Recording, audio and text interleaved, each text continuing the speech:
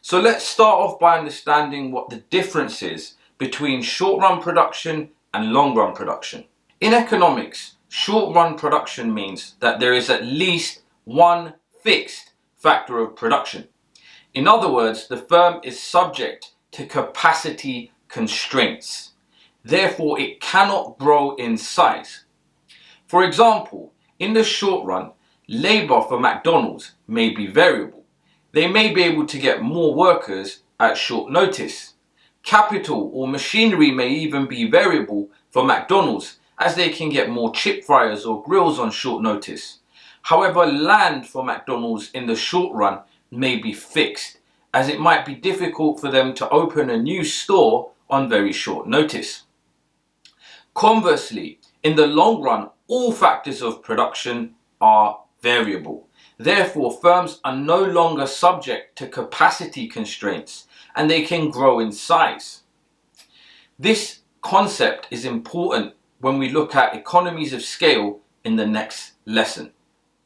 So remember, short-run production means that there is at least one fixed factor of production and therefore the firm cannot grow in size. Long-run production means all factors of production are variable and therefore the firm can increase its scale of production. In this lesson, we will be focusing on short-run cost curves, meaning that we will assume firms have capacity constraints and cannot grow in size. Firms face two types of cost when producing goods and services. The first type of cost is known as a fixed cost. Fixed costs are costs that don't change with output. For example, rent. If I open a burger shop, my rent will be fixed according to a contract. It might be £1,000 a month. But if I produce more output or burgers in my shop, well, my rent won't change and therefore it is a fixed cost. The other type of cost you need to know about is variable cost. Variable costs are costs that do change with output. For example, in our burger shop, if I produce a higher output of burgers, I might need more beef, and therefore beef is a variable cost. You need to be able to calculate average fixed costs and average variable costs for your exam. You can be asked to do this in a 4-mark question or in a multiple choice question format. To be honest, it's quite easy. To calculate average fixed cost, you take your total fixed cost and divide by your output. That will give you your fixed cost per unit, or your average fixed cost. The same goes for average variable cost. You take your total variable cost and divide by the output produced, and that will give you your average variable cost, or your variable cost per unit. In order to calculate total cost for firms, we need to add together both total fixed cost and total variable cost. In order to calculate the average total cost to firms, we divide the total cost of production by the output of goods and services produced. You can pause the video here to see some example calculations. In the next part of the lesson, we will be learning how to represent these costs on graphs. It is useful to draw cost curves on graphs so that we can see the visual relationship between the output of a firm and the cost of producing.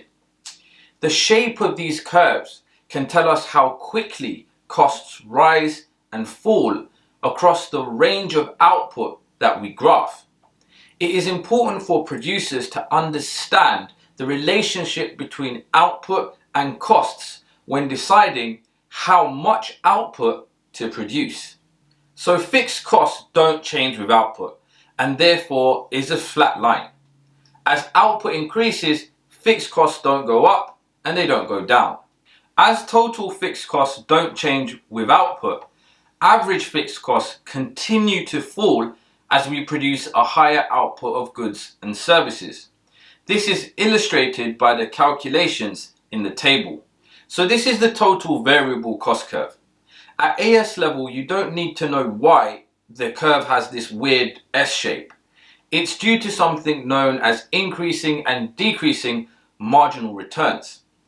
We will learn about the law of diminishing marginal returns when we do the A-level microeconomics course next year.